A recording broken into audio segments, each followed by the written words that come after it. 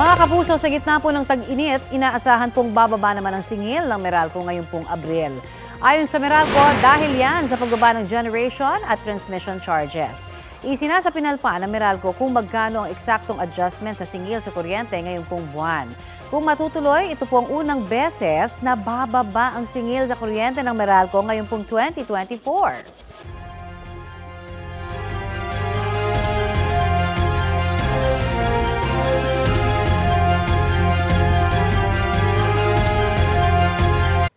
Kapuso, para sa mga maiinit na balita, mag-subscribe sa GMA Integrated News sa YouTube.